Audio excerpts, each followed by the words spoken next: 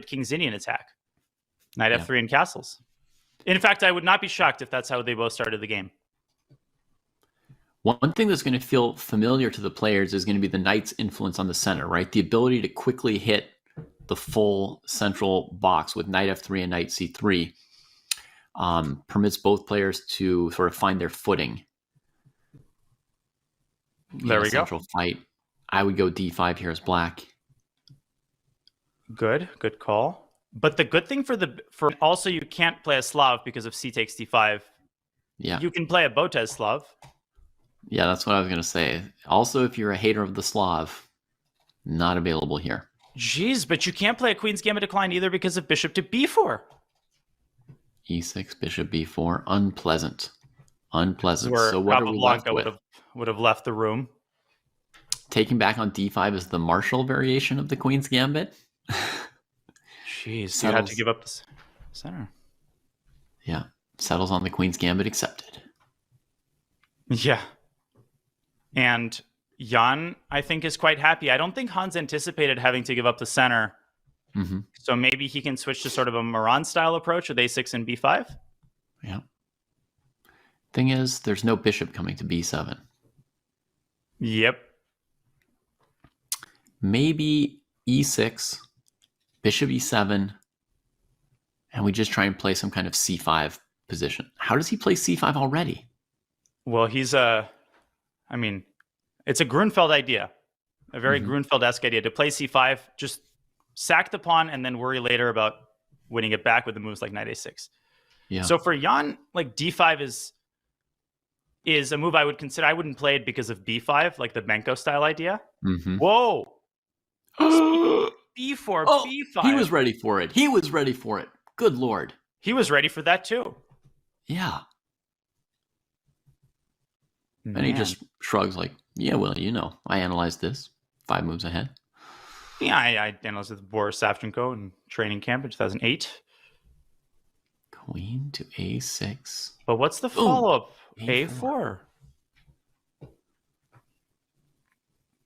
That c-pawn is under a lot of fire right now. It's got to be feeling pretty lonely. Yeah, and Brandon's like, should have done this 8 moves ago. But Hans I actually don't think black is too unhappy here. Like from a dynamic standpoint, it looks pretty good after something like knight c6. Like white's pieces feel loose. Right. But or if Nepo E5 castles and plays e3, like the game could end. That's the problem. Yeah. What about e5 first? Like knight f5?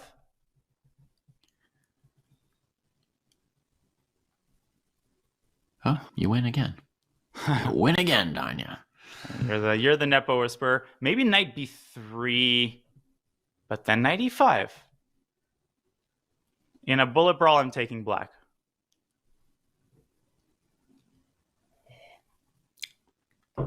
Yeah, I mean, waiting or retreating moves just walk into rook c8, right? Which black is happy to play. No. Bad. What? Bad. What about?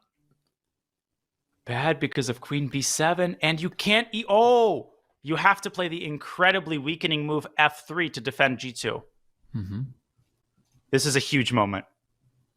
Can Hans find queen b7? What a clutch move this would be. And I think Jan, David, you're so used to being able to, you have a knight on f3. Like, when do you have to worry that much about the g2 pawn? And he's found it.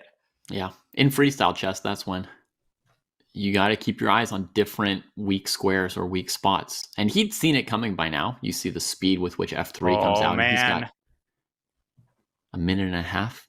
A storm is a brewing. The bishop's coming to b6, and we aren't talking about full-fledged compensation. We're talking about overwhelming compensation. Man, Hans is pumped.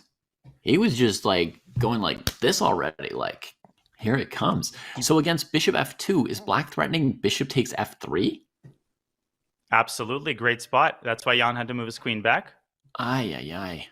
Let me tell you what Hans is not going to do. He is not going to just bail out, I think, with bishop b5. I think his position was so mouth-watering, he just pulled out a napkin, Danya. He did exactly what I said he wouldn't do. Just taking the pawn. Did you hear that? That was perfectly orchestrated. Yeah. Because his point is this. First of all, you can't take on a7, and he's not bailing out. He is playing for the advantage, and what I missed, I'm not ashamed to say, I thought white had e4. I forgot that the queen was then making contact with the rook, and Hans would still have this devastating check on b6. So Why this is that actually so devastating. Well, because you have to play bishop f2. And then black plays rook fd8 and white is paralyzed. It's actually incredibly deep positional thinking by Hans, understanding that even though white has the bishop pair, the bishops are completely paralyzed. And it's very hard for Jan to make a move.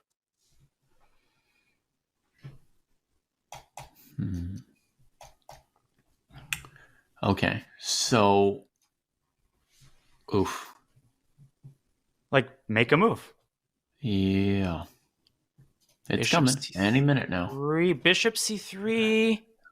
You also have to worry about the e3 square. Right. No, I can't give up e3 because you also have knight d5 coming at will, right? So maybe bishop f2. Maybe e3 and bishop f2. This is where Jan has shown such like sang-froid. He just doesn't panic. He finds the practical solution, and he always tries to find an opportunity to get his pieces active. But this is a very difficult situation for him. Maybe queen d3. Yeah, I was going to suggest maybe like queen a4 with bishop f2, bishop b6 to try and diffuse things, but black trades on f2 with check and maybe keeps the queen going.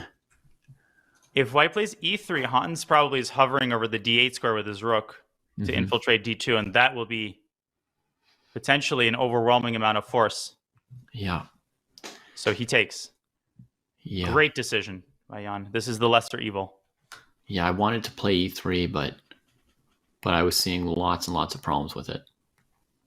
I'm noticing a pattern like rook c6, knight h5, knight g3 is nothing to laugh at in the future. Oof. Especially if white concedes king h1 versus playing e3.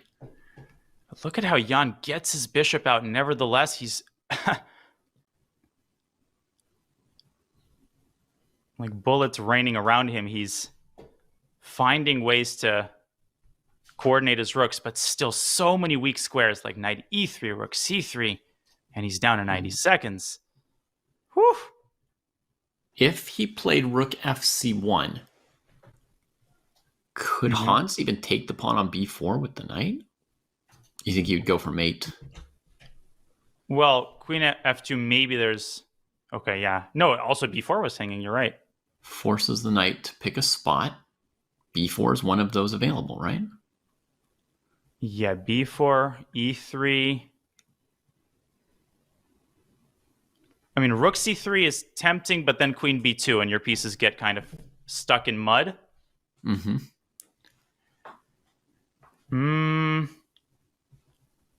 Nepo with a very practical move, forcing Hans to make a decision, which will force him to burn some time. Right. I don't see a problem with knight takes b4, honestly. Yeah. Nepo has very little time himself. But he goes mining for gold. Yeah. Wants something great. Maybe potentially the problem with knight b4 is even though you can support it with a5, maybe you just can't ever reposition it because white covers, c6, d5, d3, c2 with the bishop. You just get frozen where you are. And now the knight is a parachute. If it needs to press the eject button, it can come back to f5. And he's limiting that bishop. He's trying to make the bishop on e4 bad, or as less good as he can. Back rank is weak for white. It's very important to note that the knight is controlling g2. So Hans might play h5. No, h5, bishop takes g6, actually. Queen g6, queen e3. And queen e3. Easy to blunder. Something like that. I just did. Okay, and there could come a moment where you play a5, but for now, a5, b5 doesn't look... I'm partial to rook d4, actually. How about king g7? Your predictions, ladies and gentlemen. King g7, probably much more mature. Getting off of the light squares. The adults are back in the room. I'm a kid in a candy store. Centralizes, perplexing Jan. Jan did not think that was good. Hans has an idea of eventually dislodging the bishop with f5. Mm-hmm. And Hans is like, make a move. Well, queen d3 is possible. Yeah. He also has this queen d1 back rank mate if white wandered in the wrong direction. Ooh. Wait a second. So trade will drop the b4 pawn. And it's probably still a draw after that with a rook coming to c7. But Jan keeps the queens. What a gutsy move. Yeah. Holy mokes. King g7. I was thinking a while about this, but f8, a little bit looser, but defends the e-pawn. Yeah, maybe he was afraid in the future of some check that the white queen could deliver on the long diagonal. Right, but here he's got to watch out for a rook check on c8, right, if he ever wants to use his rook. He's down on time. Maybe he'll send the g-pawn down the board. 20 seconds. Gotta move. Gotta move. Jan is so good at keeping the tension. Wow. Just like doesn't budge. Yeah, it's all these little positional decisions that really... This is right about where Hans would like his king back on f7. Yeah. Rook c5.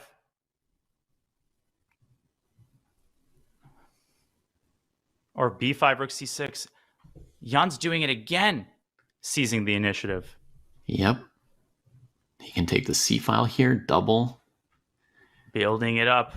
Here's the thing, though. Hans has that knight on e3, so things could turn around very quickly. Yeah. With a queen. Now with he seems to have just traded a superior rook for an inferior rook, right? So Black is not risking here with a knight like that. Yeah, he comes back to cover queen e1 mate.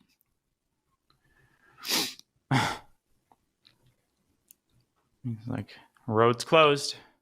Mm-hmm. Take the other freeway. And the dance macabre begins with the queens.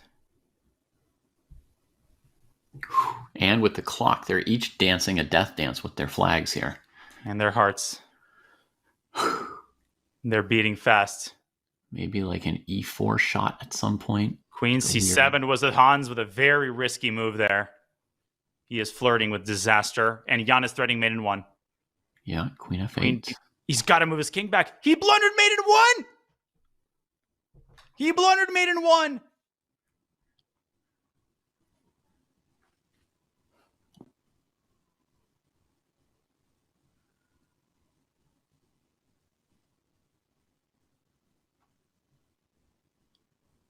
The nerves got to him at last.